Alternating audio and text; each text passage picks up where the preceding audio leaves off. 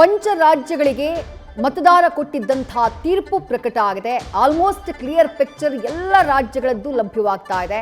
TMC ಪಶ್ಚಿಮ ಬಂಗಾಳದಲ್ಲಿ ಅಧಿಕಾರವನ್ನ ಕಳ್ಕೊಂಡಿದೆ. ಬಿಜೆಪಿ 190ಕ್ಕೂ ಹೆಚ್ಚು ಕ್ಷೇತ್ರಗಳಲ್ಲಿ ಮುನ್ನಡೆಯನ್ನ ಕಾಯ್ದುಕೊಳ್ಳೋದ್ರ ಮೂಲಕ ಗೆಲುವಿನತ್ತ ದಾಪುಗಾಲಿಡ್ತಾ ಇದೆ. ಸರ್ಕಾರವನ್ನ ರಚನೆ ಮಾಡೋದಕ್ಕೆ ಮುಂದಾಗಿದೆ. ಬಿಜೆಪಿಯಲ್ಲಿ ಮತಗಳ ಕಳ್ಳತನ ಆಗಿದೆ ಅಂತ ಈ ಮಧ್ಯೆ ಡಿಡಿ ಆರೋಪವನ್ನ ಮಾಡಿದ್ದಾರೆ ಮಮತಾ ಬ್ಯಾನರ್ಜಿ. ಮತಗಟ್ಟೆಯನ್ನ ಬಿಟ್ಟು ಎಲ್ಲೂ ಹೋಗಬೇಡಿ ಅಂತ ಹೇಳಿ ಟಿಎಂಸಿ ಕಾರ್ಯಕರ್ತರಿಗೆ ಮಮತಾ ಬ್ಯಾನರ್ಜಿ ಕರೆಯನ್ನ ಕೊಟ್ಟಿದ್ದಾರೆ.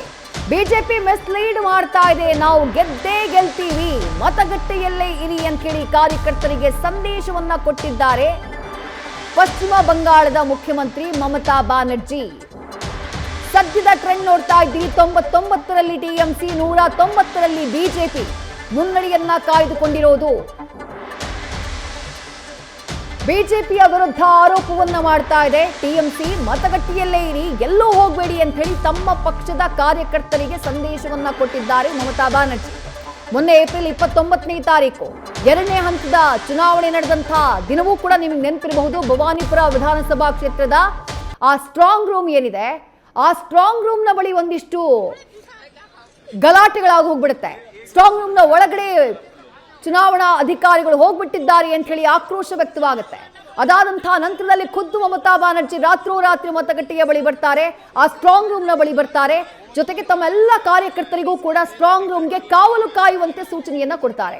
ಈಗ ಬಿಜೆಪಿ ಲೀಡನ್ನ ಪಡಿತಾ ಇದ್ದ ಹಾಗೆ, ಸರ್ಕಾರ ರಚನೆಯತ್ತ ಮುನ್ನುಗ್ತಾ ಇದ್ದ ಹಾಗೆ ಮಮತಾ ಬ್ಯಾನರ್ಜಿ ಮತ್ತೆ ತಮ್ಮ ಪಕ್ಷದ ಕಾರ್ಯಕರ್ತರಿಗೆ ಕರೆ ನೀಡಿದ್ದಾರೆ.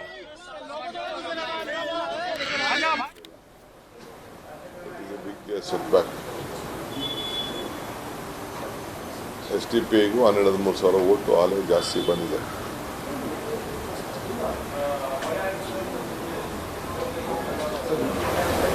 ಎಲ್ಲ ಚೀಫ್ ಮಿನಿಸ್ಟರ್ ಅದನ್ನು ಹೇಳಿದ್ದಾರೆ ಬೆಳಗ್ಗೆ. ಇಂಟರ್ನಲ್ ಏನು ಇಶ್ಯೂಸ್ ಆಗಿದೆ ಅನ್ನೋದು CM ಹೇಳಿದ್ದಾರೆ. ನಾನೇನು ಅದ್ರ ಬಗ್ಗೆ ಹೆಚ್ಚಿಗೆ ಮಾತಾಡಕ್ಕೆ ಹೋಗಲ್ಲ. ಸೊ ಕರ್ನಾಟಕ ರಾಜ್ಯದಲ್ಲಿ ನಮ್ಮ ಜೊತೆ ಜನ ವಿಶ್ವಾಸದಿಂದಿದ್ದಾರೆ. ನಮ್ಮ ಗ್ಯಾರಂಟಿಗಳು ಚೆನ್ನಾಗೇ ನಡೀತಾ ಇದೆ. ಜನರ ಕಷ್ಟಕ್ಕೆ ನಮ್ಮ ಸರ್ಕಾರ ಸ್ಪಂದಿಸ್ತಾ ಇದೆ. ಇದಕ್ಕೆ ಈ ಒಂದು ರಿಸಲ್ಟ್ಗಳು ನಮ್ಮ ರಾಜ್ಯದಲ್ಲಿ ಕಾರಣ.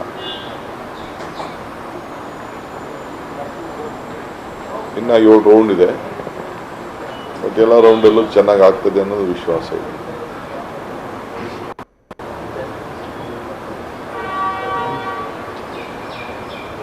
ಕೇರಳದಲ್ಲಿ UDF ಚೆನ್ನಾಗಿ ಬರ್ತಾ ಇದೆ ಸರ್. ಅಲ್ಲೇನೋ ನಿಮ್ಮ ಮೈತ್ರಿ ಅಧಿಕಾರಕ್ಕೆ ಬರುವ ಮುನ್ಸೂಚನೆ ಸಿಕ್ಕಿದೆ, ಅದ್ರ ಬಗ್ಗೆ ಕೇರಳ ನಮಗೆಲ್ಲ ಎಕ್ಸ್ಪೆಕ್ಟೇಷನ್ ಇತ್ತು. ಲೋಕಲ್ ಬಾಡಿ ಎಲೆಕ್ಷನಲ್ಲೂ ಜನ ವೋಟ್ ಕೊಟ್ಟಿದ್ರು. 10 ವರ್ಷ ಆಗಿತ್ತು ಅವ್ರಿಗೆ.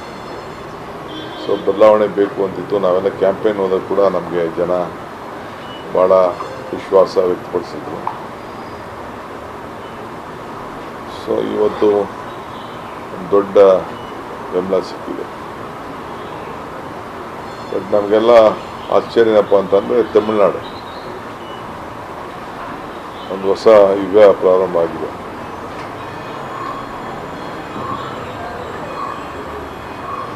ನೀವು ಅಂದ್ಕೊಂಡಿದ್ದು DMK ಬರುತ್ತೆ ಅಂತ ಹೆಚ್ಚು ಕಮ್ಮಿ, ಬಟ್ ಅಲ್ಲಿ ಬದಲಾಗಿದ್ದು ಮತ್ತೆ ಅಲ್ಲಿ ಜನರ ನಿರೀಕ್ಷೆನೇ ಬೇರೆ ಇತ್ತು. ಸೊ ನಾವು ರೀಡ್ ಮಾಡೋಕ್ಕಾಗಲಿಲ್ಲ.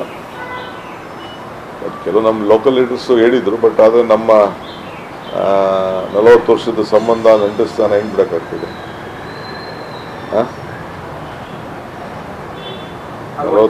ರಾಹುಲ್ ಗಾಂಧಿ ಅವರು ಕಾಣಿಸ್ಕೊಳ್ಳಿಲ್ಲ ಅನ್ನೋದು ಕೂಡ ಕಾರಣ ಏನಂತ ಸ್ಟಾಲಿನ್ ಅವ್ರ ಜೊತೆ ಒಟ್ಟಾಗಿ ಅಲ್ಲಿ ವೇದಿಕೆಗಳನ್ನ ಹಂಚ್ಕೊಳ್ಳಿಲ್ಲ ಅನ್ನೋದು ನಾನು ಮಾತಾಡೋಕ್ಕಾಗಲ್ಲ. ಪಾರ್ಟಿ ಏನು ತೀರ್ಮಾನ ಮಾಡ್ತಾರೆ, ನಾವೆಲ್ಲ ಹೋಗಿದ್ದೀವಲ್ಲ, ನಾನು ಹಂಚ್ಕೊಂಡಿದ್ದೀನಲ್ಲ. ಬಟ್ ಈ ಸೆಲೆಬ್ರಿಟಿ ಅಂದಿದ ತಕ್ಷಣ ಎಲ್ಲವೂ ಓಟ್ ಕನ್ವರ್ಟ್ ಆಗಲ್ಲ ಅನ್ನೋ ರೀತಿಯಲ್ಲಿ ಒಂದಿಷ್ಟು ವಿಮರ್ಶೆಗಳು ಬಂದಿತ್ತು. ಅವು ಒಂದು 30-40% ಓಟು ಮುಟ್ತದೆ ಅಂದ್ಕೊಂಡಿದ್ದೆ ನಾವು. ಬಟ್ ಇಷ್ಟು ಮೇಜರ್ ಶಿಫ್ಟ್ ಆಗ್ತದೆ ಅಂತ ನಾವು ಎಕ್ಸ್ಪೆಕ್ಟ್ ಮಾಡಿದ್ವಿ. Political reading was wrong. ನಾನು ಈ ನಮ್ಮ ಬಾರ್ಡ್ಗಳೆಲ್ಲ ಹೋಗಿದ್ನಲ್ಲ, ಅಲ್ಲೆಲ್ಲ ಅದನ್ನೆಲ್ಲ ಗಮನಿಸಿದ್ದೆ ನಾನು. ಸರ್ ಎಲ್ಲಕ್ಕಿಂತ ಆಶ್ಚರ್ಯ ನೀವು ಅಸ್ಸಾಂಗೆ ಹೋಗಿದ್ದು ಅಲ್ಲಿ ನಿಮಗೆ ಕೈ ಹಿಡಿಲಿಲ್ಲ ಅಂತ ಮತದಾರ. ಉಸ್ತುವಾರಿ ಇಲ್ಲ ರೀ, ಅಬ್ಸರ್ವರ್ ಆಗಿದೆ ಅಷ್ಟೇ. ನಾನೇನು ಉಸ್ತುವಾರಿ ಏನಿರಲಿಲ್ಲ. ನೀವು ಅಲ್ಲೇ ಬೀಡು ಬಿಟ್ಟಿದ್ರಿ, ಹೋಗೋದು ಬರೋದು ಮಾಡ್ತಿದ್ರಿ. ಹೋಗಿ ನಮ್ಮ ಡ್ಯೂಟಿ ಪಾರ್ಟಿ